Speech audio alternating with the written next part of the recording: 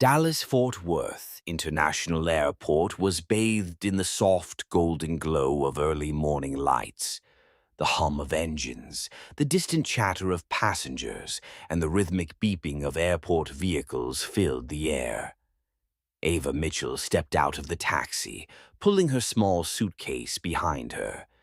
The crisp morning breeze brushed against her face, but instead of invigorating her, it carried a weight of uncertainty. Today was her first official flight as a commercial flight attendant, a milestone she had fought so hard to achieve. But as she stood before the vast airport terminal, an uneasy feeling crept into her chest. Memories of grueling training days. Ava's mind drifted back to the grueling months of training she had endured. She had spent hundreds of hours learning every emergency procedure by heart, mastering the art of handling crises mid-air, and perfecting the precise etiquette expected of a flight attendant. But her biggest challenge wasn't the exams or drills, it was the way people looked at her. From the very first day, she had felt the unspoken judgment. During her training orientation, an instructor had given her a once-over before remarking, "Oh, we need diversity in the industry, don't we?" She knew exactly what that meant. Some of her white colleagues were immediately praised for simply looking the part, while she was constantly being scrutinized. When she aced the emergency evacuation drill with near-perfect precision, her examiners barely nodded in acknowledgement.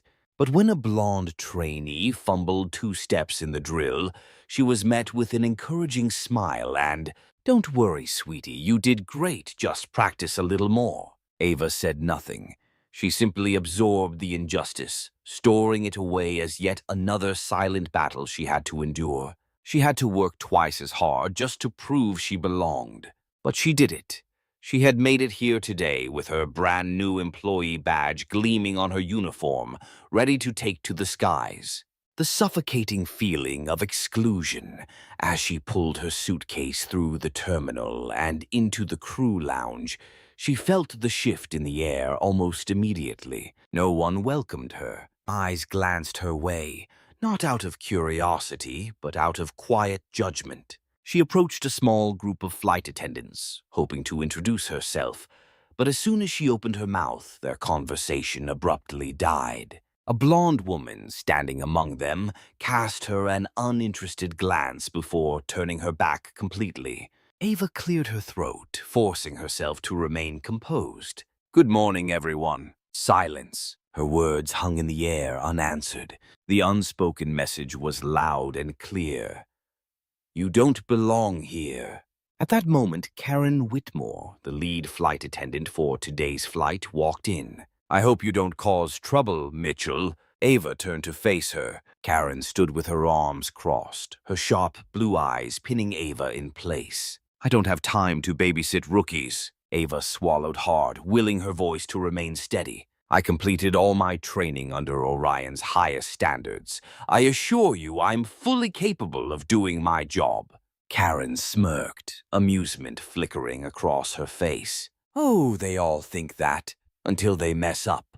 She stepped closer, lowering her voice to a whisper, but loud enough for everyone to hear. "Here, only the right people fit in, understand? That word. Fit in." Ava had heard it too many times before. She had heard it as a child when teachers told her to pursue more realistic careers instead of dreaming of becoming a flight attendant. She had heard it when she applied for jobs where fair-skinned, blonde candidates were always chosen first. And now she was hearing it again, in the one place she had hoped would value her skills over her appearance. "I will perform my duties as expected, lead flight attendant." Ava replied, her voice firm despite the sinking feeling inside her. Karen raised an eyebrow, then turned away without another word. Ava felt her throat tighten as soft chuckles spread through the room. No matter how hard she had worked, it still wasn't enough. The feeling of being an outsider wrapped around her like a suffocating shroud. The crew lounge door swung open suddenly, bringing a rush of cool air inside. Captain Douglas Reynolds strode in. Instantly, the atmosphere shifted. Some flight attendants sat up straighter, others subtly adjusted their hair, and a few offered eager smiles, clearly trying to earn favor. But when Reynolds' piercing gaze landed on Ava, his expression darkened for the briefest of moments. Then his lips curled into a sneer. A newbie, huh? His voice was low, unimpressed. Ava swallowed, keeping her posture straight. Yes, Captain. Reynolds exhaled sharply, folding his arms. I hope you understand your place on this aircraft. Ava felt a cold shiver run down her spine. Of course, sir. Reynolds smirked, a smirk without warmth, without welcome. Good, and remember. He leaned slightly forward, voice dropping to a condescending whisper. A good flight attendant knows when to keep quiet. The room erupted in soft chuckles, a few attendants exchanging knowing glances. Ava clenched her fists at her sides. She wanted to push back, wanted to call him out, but she couldn't. Not yet. She had no idea how deep this power game went, nor how dangerous it truly was. She didn't know that Reynolds was hiding a dark secret, one that she was about to uncover, whether she wanted to or not. Pressure from the moment she boarded Ava pulled her small suitcase onto the plane, taking a deep breath. This was her first official commercial flight, and she had braced herself for challenges. But she hadn't expected that the first challenge wouldn't come from the passengers. It would come from her own crew. From the moment she stepped into the cabin, she felt the injustice. Even though every flight attendant had their own responsibilities, within just 20 minutes, she had been ordered around more than anyone else. Mitchell, grab tray number 6 for me. A blonde flight attendant spoke without looking up, still scrolling on her phone. Mitchell, can you check seatbelts from rows 20 to 25 for me? I have something to do. Mitchell, clean up the coffee counter. Someone spilled sugar everywhere. Mitchell, check if the bathrooms are stocked with toilet paper. I'm too tired to do it. No one said, please. No one said, thank you. Just one command after another, their voices sharp and impersonal, as if she was nothing more than a personal assistant for everyone. Ava bit her lip, swallowing down the irritation. She knew this was a test. They wanted to see how long she would last, waiting for her to snap, complain, or lose her composure so they could brand her as difficult. But she wouldn't give them that chance. She stayed silent and obeyed every command. If this was the only way to prove herself, she would do everything. If they were waiting for her to fail, she would disappoint them. Orders even in the cockpit. When the plane reached cruising altitude, Ava finally took a moment to grab a glass of water for herself and stood quietly in a corner, trying to recenter herself. Then the intercom buzzed. Mitchell, report to the cockpit. She froze for a moment, glancing at the other flight attendants. One of them shrugged. If the captain calls, you go. Ava set her glass down, took a deep breath, and opened the cockpit door. Inside, Captain Douglas Reynolds and First Officer Matt Dawson sat comfortably. Each of them had one hand on the controls, the other holding a steaming cup of coffee. Reynolds looked up at Ava, and a smirk spread across his face. Well, that was quicker than I expected. Good job, Mitchell. Sir, what do you need? Ava asked, keeping her voice professional. Reynolds raised an eyebrow and exchanged a look with Dawson. Both men chuckled. Need, Dawson echoed. We need a little special service. Ava stiffened slightly but kept her posture straight. What can I get for you, gentlemen? Reynolds leaned back in his seat, his smirk widening. Oh, not just water, Mitchell. We want to see just how well Orion trains its new flight attendants. Dawson nodded, his tone dripping with mockery. That's right. Since this is your first flight, we need to make sure you know how to please the crew. Ava's fingers curled slightly at her sides, but she kept her face expressionless. She had met men like them before, men who used their authority to belittle others. Instead of reacting, she simply repeated her question calmly. What would you like to drink? Reynolds's smile faltered just for a second, like he wasn't expecting her to hold her ground. Coffee, black, no sugar. I'll take tea. Dawson added, still smirking. But bring it gently. Don't spill it.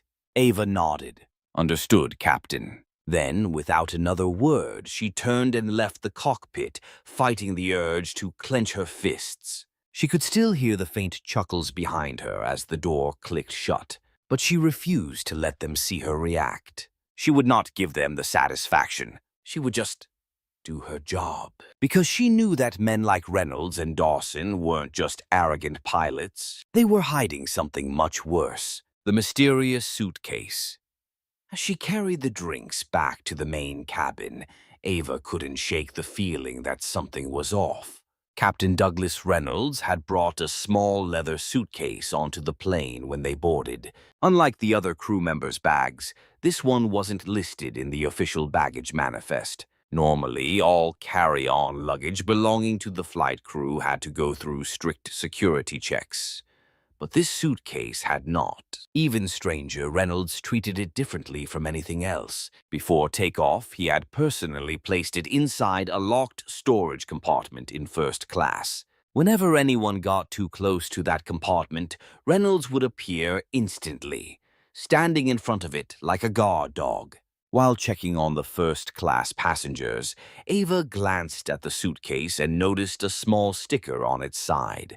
There was no airline baggage tag, no passenger ID, just a single name, El Padrino. Ava's heart pounded. She had heard that name before. It wasn't a luxury fashion brand or a high-end cigar company. El Padrino was tied to Cuban cigar smuggling, a black market trade that was highly profitable but illegal in the U.S. Every year, U.S. authorities seized thousands of pounds of Cuban cigars, smuggled in through organized crime networks. These operations weren't run by small-time criminals. They were linked to major smuggling rings involving people in high places. Ava swallowed hard, her pulse quickening. She had suspected Reynolds from the moment she met him. Now everything was starting to make sense. She replayed everything in her mind. The way he carried himself with unchecked arrogance, the way Orion Airlines seemed to ignore his behavior, the way he controlled people around him. Reynolds wasn't just a seasoned pilot with seniority. He was a smuggler, using commercial flights to move illegal goods across borders without suspicion. Ava felt a cold chill run down her spine. She had just stumbled upon something dangerous. Something that, if she dug too deep, could put her in serious danger. Ava sat at the back of the first-class cabin, her hand clutching her phone, her chest rising and falling with shallow breaths. She knew this was her only chance. If she wanted to expose something about Captain Reynolds, she needed proof. She glanced around. The first-class passengers were relaxed, some sipping wine, others immersed in their in-flight movies. No one was paying attention to her. She stood up slowly, pretending to check the overhead compartments, then gradually made her way toward the storage unit where Reynolds had hidden the suitcase. No sudden movements. Everything has to look natural. She scanned the area once more, then bent down, pretending to adjust her scarf while slipping her phone out of her pocket and quietly opening the camera app.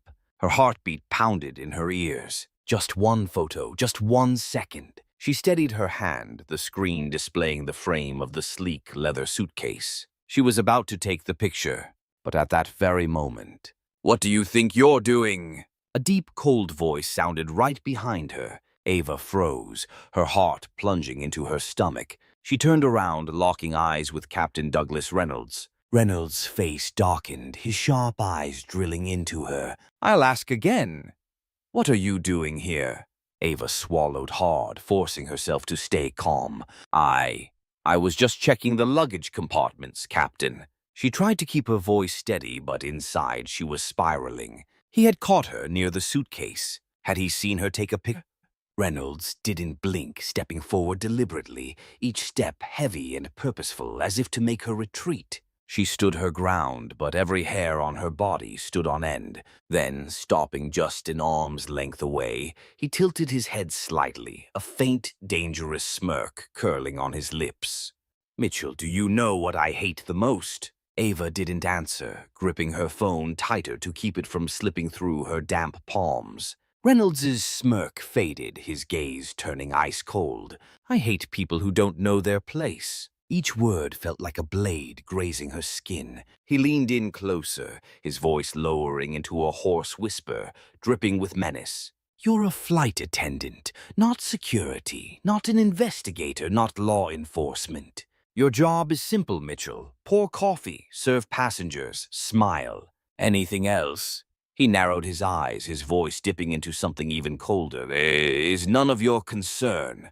Ava forced herself to hold his gaze. Understood, Captain. But she didn't step back. She didn't blink. She refused to let him see fear in her eyes. Reynolds studied her for a long moment, as if weighing her reaction. Then he exhaled sharply, a cruel chuckle escaping his lips. Good.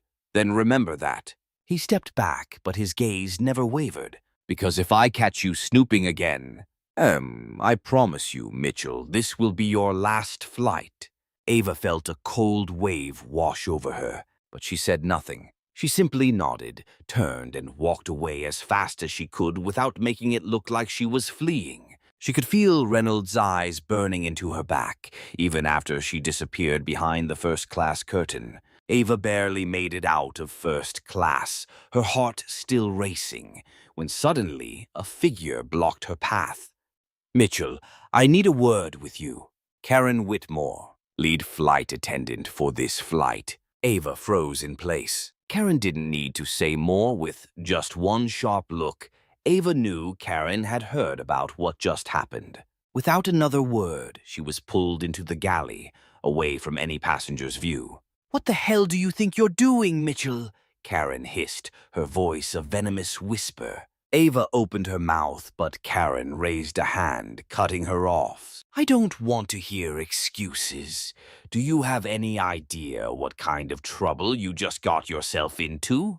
Ava tried to steady her breath. I don't know what you're talking about, lead attendant.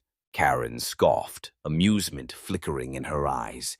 But it was not the kind of amusement that put anyone at ease. I don't know who trained you, but in this industry, we don't stick our noses where they don't belong. Who do you think you are, a hero? A detective? Ava bit the inside of her cheek, refusing to respond. Karen stepped in closer, her voice lowering into a deadly murmur. If I were you, I'd forget about this immediately. Otherwise, don't expect to set foot on another Orion Airlines flight again. Ava felt her stomach churn. Karen wasn't just a lead flight attendant. She was on Reynolds' side. They were working together. But as Karen turned on her heel and walked away, leaving Ava standing alone in the dimly lit galley, she had only one thought in her mind. I can't stay silent. Ava tried to remain composed as she went back to her duties, but inside a storm was brewing. She knew she had crossed a line. She knew Captain Reynolds had his eyes on her, but there was something even more dangerous than threats. Persuasion.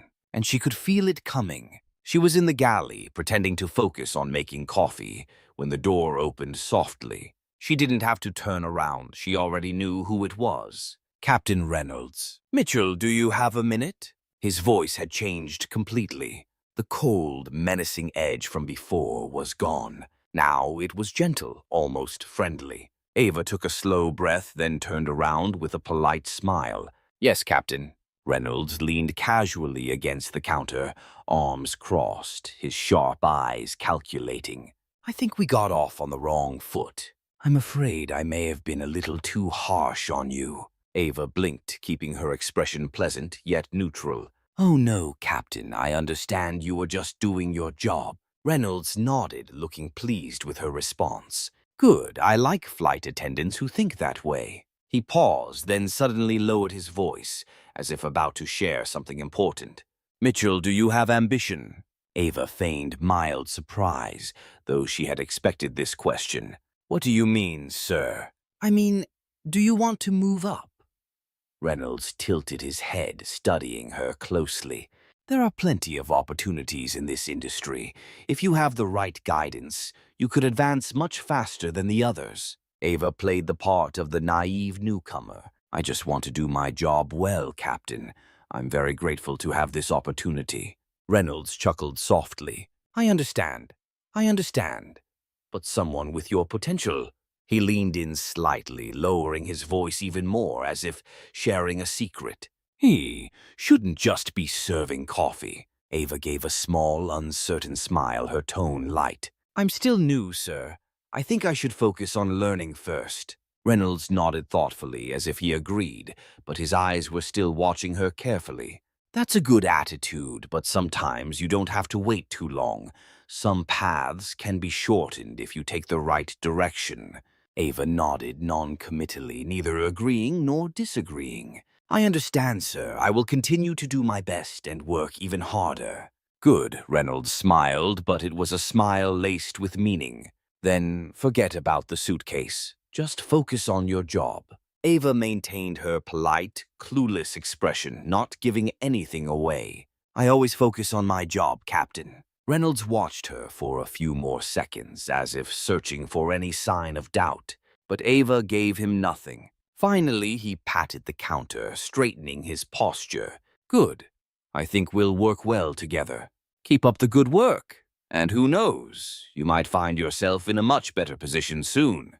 Then he walked out, leaving a suffocating silence in his wake. Ava stood still, her fingers lightly gripping the counter, waiting for her breathing to settle back to normal. He knew she had seen something. But instead of continuing to threaten her, he had changed tactics. He wanted to lure her in. Ava lifted her gaze to the reflective glass panel, her own eyes staring back at her. There was no fear left in them. She knew she had to be more careful, but she also knew something more important. She couldn't stay silent. The announcement echoed through the cabin, signaling the official landing at John F. Kennedy International Airport, New York. The wheels touched down with a slight tremor before the plane came to a full stop.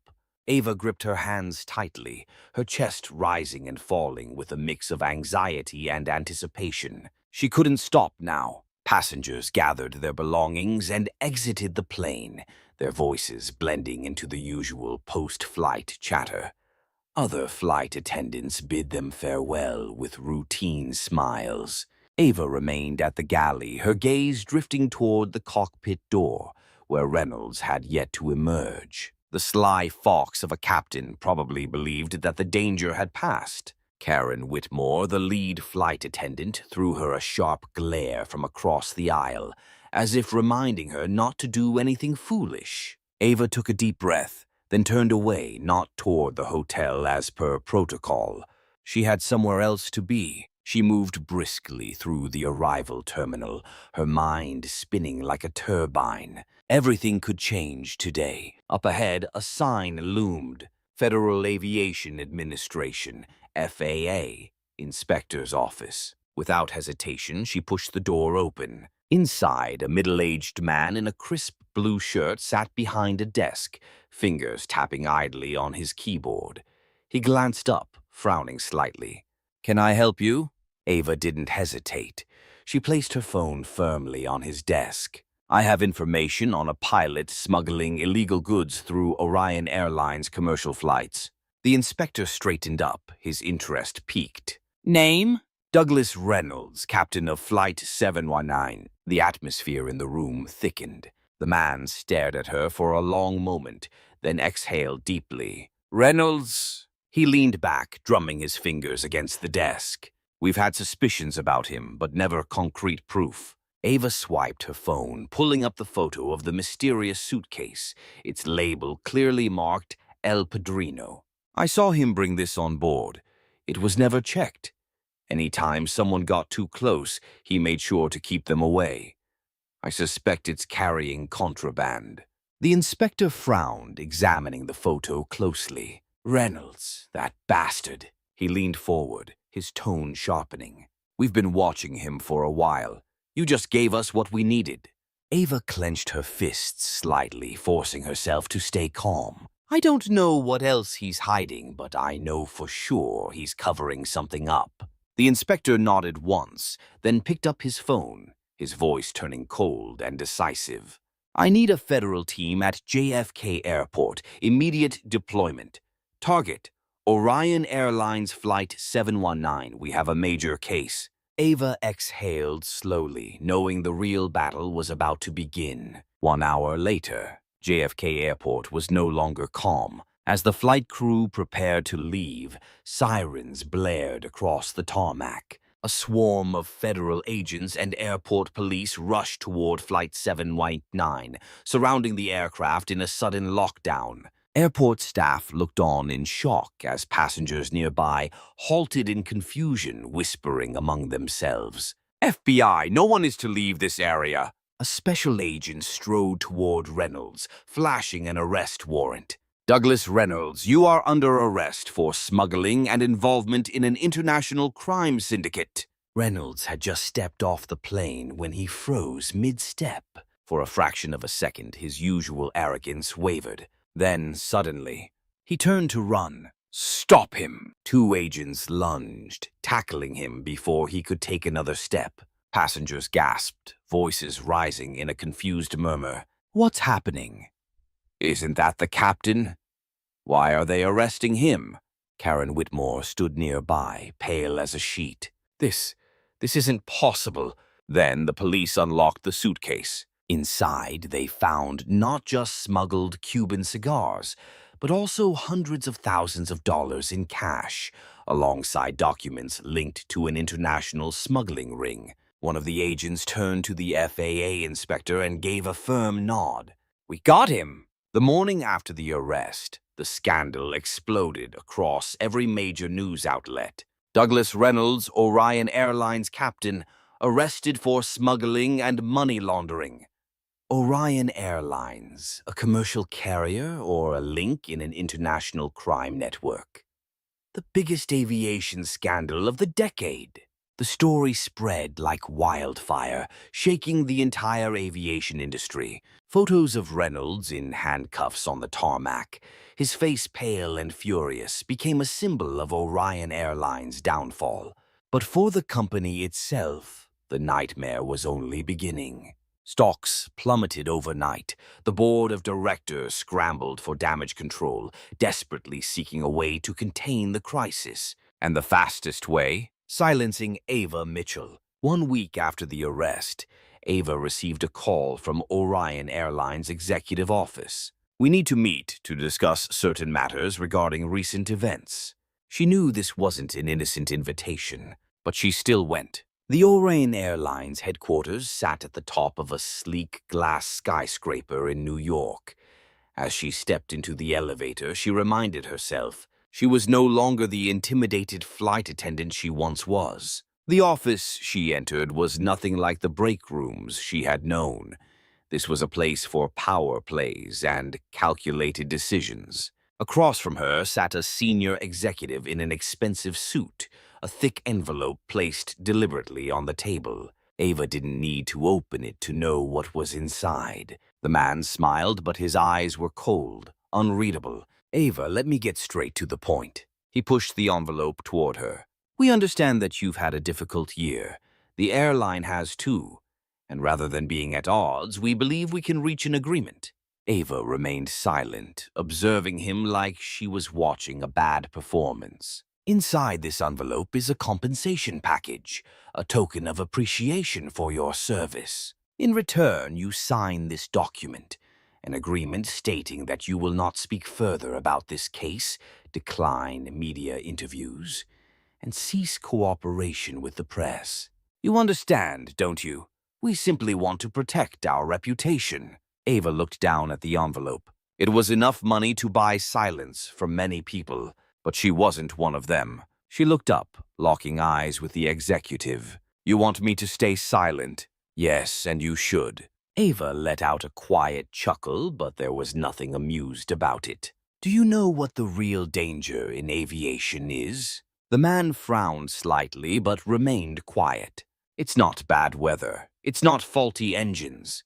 It's people like you. She shoved the envelope back across the table, her voice steady and firm. I don't want your money. I want the truth. And I will not stay silent. The man's expression darkened, the smile disappearing. Are you sure? Do you know what position you're putting yourself in? Ava smiled, but this time it was a challenge. I've been in that position for a year already. She stood up, turned her back on him, and walked out of the office. Behind her, the man was no longer smiling. Leaving Orion Airlines behind, Ava walked straight into a national news studio.